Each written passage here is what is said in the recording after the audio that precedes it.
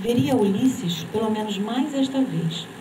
E não era porque ele esperava por ela, pois muitas vezes Lore, contando com a já insultuosa paciência de Ulisses, faltava sem avisar-lhe nada. Mas a ideia de que a paciência de Ulisses se esgotaria, a mão subiu-lhe à garganta, tentando estancar uma angústia parecida com a que sentia quando se perguntava: quem sou eu? Quem é Ulisses? Quem são as pessoas? É nesse intervalo que surge o impasse do sujeito diante do desejo. Abro aspas. Clarice. Era como se Ulisses tivesse uma resposta para tudo isso e resolvesse não dá-la. Descobria que precisava de Ulisses, o que a desesperava. Queria poder continuar a vê-lo, mas sem precisar tão violentamente dele. Lore procura uma resposta. Para além das personagens de Clarice, no percurso de uma análise também procuramos uma resposta. Mas ao procurar por esta, aprendemos o que nos falta. E o que nos falta, nos ensina Lacan, aprendemos amando. O fenômeno da transferência se assemelha ao amor. É algo que põe em causa o amor. Este romance é primoroso para pensar a questão que se coloca a pretensa situação da transferência, inscrita em falso, para citar uma das primeiras falas de Lacan em seu 8º seminário, por colocar em jogo a questão sexual. E o sexual é estrutural. A psicanálise trata do sexual para constituir um saber a respeito do desejo, fazendo com que o sujeito saia do lugar do amor, acedendo à posição desejante e aprendendo a amar, considerando aquilo que lhe falta no lugar de se queixar disso como um fracasso. E com isso alcançar a aproximação do saber não sabido do inconsciente. Uma aproximação apenas, pois se trata de um saber não todo. O que funda o inconsciente é o significante fálico, significante da falta. Mas veja, o falo para a psicanálise é o que se faz representar no inconsciente, e não o órgão genital, pênis, né? Pois o sujeito não registra senão as consequências psíquicas desta distinção anatômica. E se isso se dá, não podemos reduzir ao rótulo de homem ou mulher apenas por constatar o órgão biológico sexual referente. Não há outra coisa senão uma posição subjetiva, feminina ou masculina, que certamente trará consequências na escolha de objeto. Escolha esta nada óbvia. É preciso duvidar do óbvio. Há uma eleição subjetiva que muito pouco tem a ver com a questão biológica, embora, é claro, não se possa ignorar o real do corpo.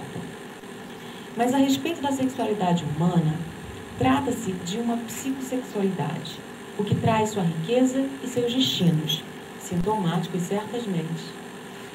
A sexualidade é um sintoma. A homossexualidade não é fácil de ser explicada, mas a heterossexualidade não é tão evidente como a sociedade gostaria de crer. Também não é nada fácil de ser explicada. No romance, Clarice entra muito pouco em questões de oposição masculino-feminino. A investigação existencial que se produz entre as personagens estabelece articulações para além da diferenciação sexual. Na última página do romance de Clarice, nos deparamos com um questionamento e uma afirmação de Ulisses. Abro aspas. Amor será dar de presente um ao outro a própria solidão, pois é a coisa mais última que se pode dar de si. Com 3 passagens pontuais do romance, mesclo o que considero um fechamento interessante para essa exposição. Pode-se aprender tudo, inclusive a amar, que é aproximar-se do impossível de outro ser humano. E é só quando esquecemos todos os nossos conhecimentos é que começamos a saber. Obrigada.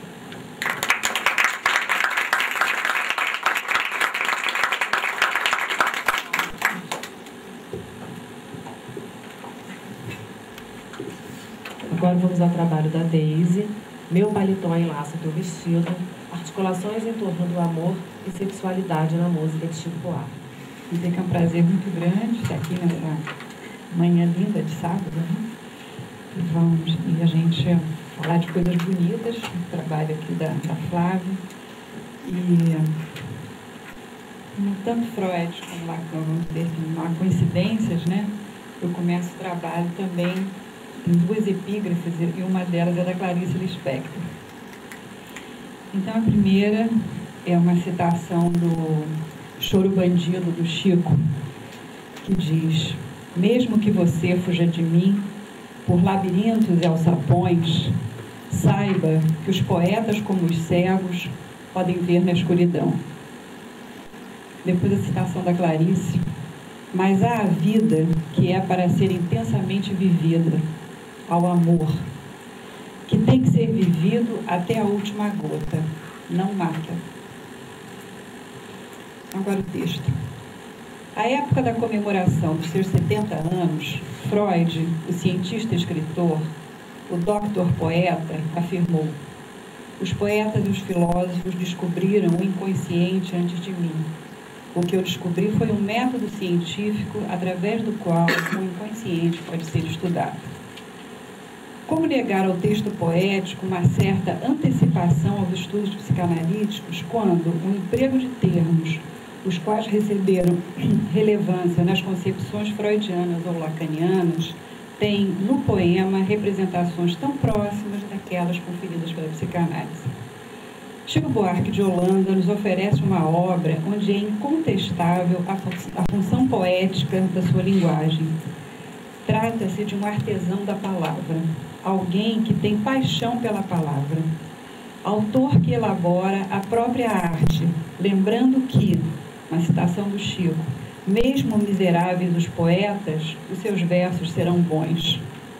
Chico coloca a palavra em cartaz, a palavra plena da psicanálise.